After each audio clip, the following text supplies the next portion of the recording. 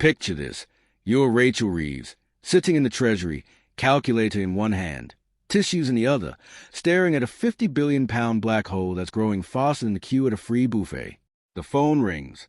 It's Kemi Badenoch on the other end, and she's not calling to chat about the weather. She's just accused you of treating British homes like your personal cash machine. Ouch! Welcome back to UK Pancakes, where today we're diving into the absolute chaos that's erupting around Labour's property tax plans. And trust me, it's messier than a student flat after Freshers' Week. Now, before we get stuck in, let's set the scene properly. Rachel Reeves promised us economic stability. Remember? She was going to be the Iron Chancellor, the woman who would fix everything Labour inherited. Fast forward to today, and she's facing a fiscal nightmare that would make Gordon Brown's eyebrows permanently furrow. The National Institute of Economic and Social Research, that's NIESR for those keeping score at home, just dropped a bombshell last week. They're saying Labour needs to find £50 billion. That's billion with a B, folks. To put that in perspective, that's roughly the GDP of Luxembourg, or about 10 million Netflix subscriptions per month. But here's where it gets absolutely bonkers. Kemi Badenoch, fresh in her role of Conservative leader and clearly not pulling any punches, has just launched what can only be described as a political missile straight at number 11 Downing Street, writing in the Daily Mail. Because where else do you go when you want maximum political carnage? Badenoch essentially accused Reeves of eyeing up every British home like a hungry person eyes up a Sunday roast. The accusation? That Labour sees property as a cash machine. Now, I don't know about you, but when someone starts talking about my house like it's an ATM, I get a bit twitchy. Badenoch is not mincing words here either. She's painted a picture of a chancellor so desperate for cash that she's willing to raid the piggy banks of every homeowner from Cornwall to the Scottish Highlands. Let's talk about what's actually on the table here, because this isn't just political theatre, though it's certainly entertaining. The first weapon in Labour's potential arsenal is council tax reform. Now, council tax is already about as popular as a was at a picnic, but apparently that's not enough for our current government. They're looking at revaluation, basically reassessing how much your home is worth and potentially shoving you into a higher tax band faster than you can say, but I only painted the kitchen. Wales is already the testing ground for this madness. Labour's Welsh government is busy creating what can only be described as a property surveillance system, a database designed to work out exactly how much more they can squeeze from your home. It's like Big Brother, but instead of watching what you're doing, they're calculating how much they can tax you for doing it in a nice house. The Welsh are essentially the guinea pigs in this grand experiment, and if Starmer's previous comments about Wales being his blueprint are anything to go by, England's next in line. But wait, there's more. Because apparently, regular council tax reform isn't ambitious enough for some people. Enter the land value tax, a policy so retro it makes vinyl records look cutting edge. This gem was last seriously proposed by David Lloyd George in 1909, when people still thought flight was a bit ambitious and the internet was something you'd find in a fishing boat. Jeremy Corbyn loved this idea back in his heyday, and now it's making a comeback like a bad fashion trend. The concept is beautifully simple in its horror. Instead of just taxing your house, they tax the land it sits on too. Got a nice garden? Tax it. Pleasant view? Tax it. Live somewhere that doesn't look like a scene from a dystopian novel?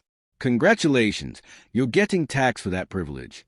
The supporters of this policy read like a bizarre political dinner party guest list.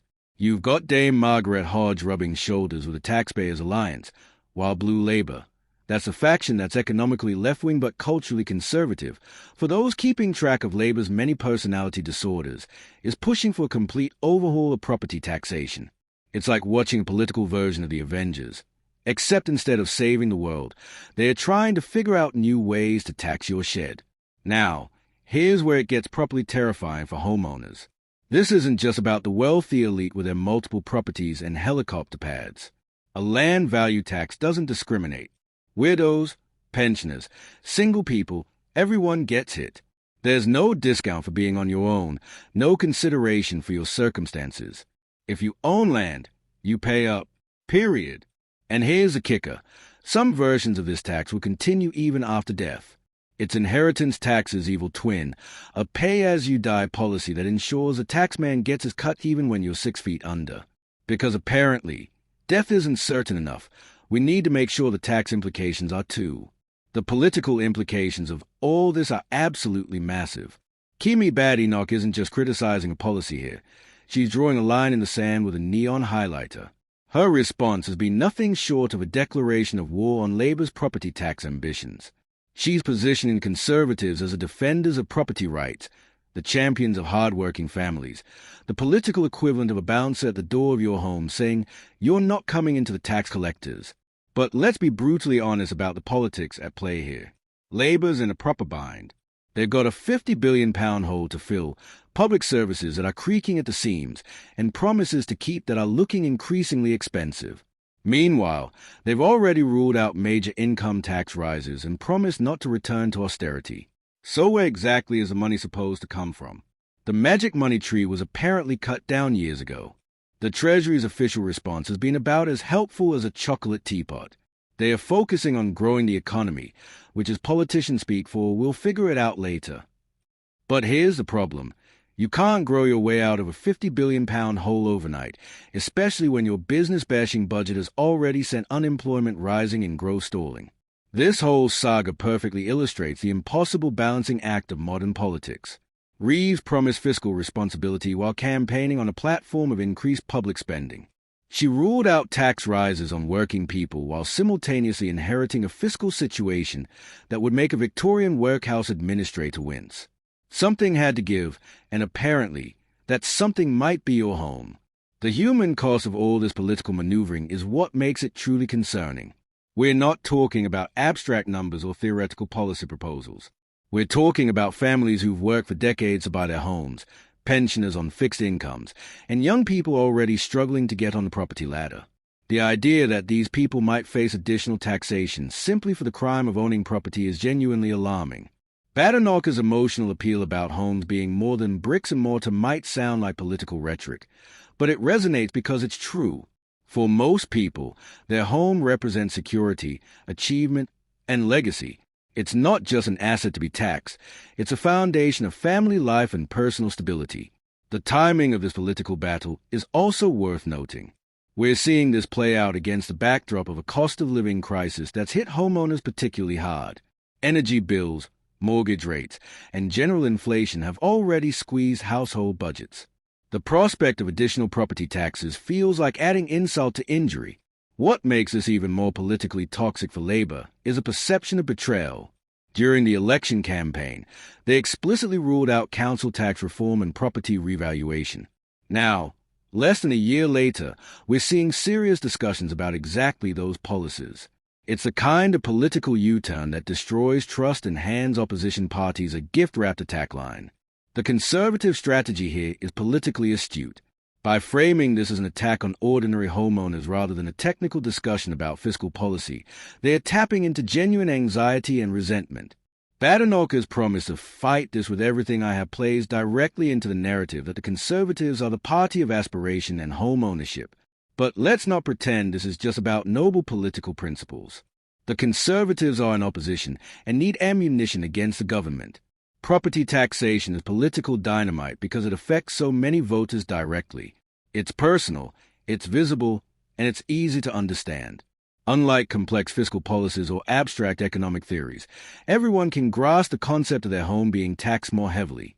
The broader question this raises is about the sustainability of public finances in modern Britain. If Labour can't raise income taxes, can't implement austerity, and can't borrow indefinitely, where exactly does the money come from? Property taxation might be unpopular, but it's one of the few revenue sources left largely untapped. The problem is that it's untapped for good reason. It's politically toxic. This whole episode also highlights the challenges of governing in an era of heightened political polarization. Every policy proposal is immediately weaponized. Every suggestion becomes a political attack line, and nuanced discussion gets lost in the noise.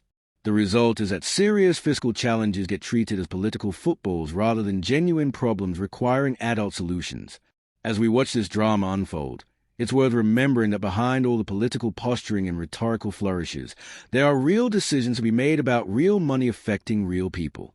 Rachel Reeves might be terrified, as our title suggests, but she's also trapped between impossible choices and incompatible promises. The coming months will reveal whether Labour has the political courage to pursue unpopular but potentially necessary tax reforms, or whether they'll retreat in the face of Conservative attacks and public opposition. Either way, this battle over property taxation is shaping up to be one of the defining political fights of this Parliament. Thanks for watching UK Pancakes today. Folks, if you enjoyed this deep dive into the chaos that is British politics, make sure you hit that subscribe button and ring the notification bell. Because trust me, with this government, there's always another crisis brewing just around the corner. Drop a comment below and let me know what you think about Labour's property tax plans. Are they necessary medicine for the country's fiscal health, or just another cash grab from struggling homeowners? Until next time, keep your home safe and your council tax bills handy. You might need them for comparison purposes very soon.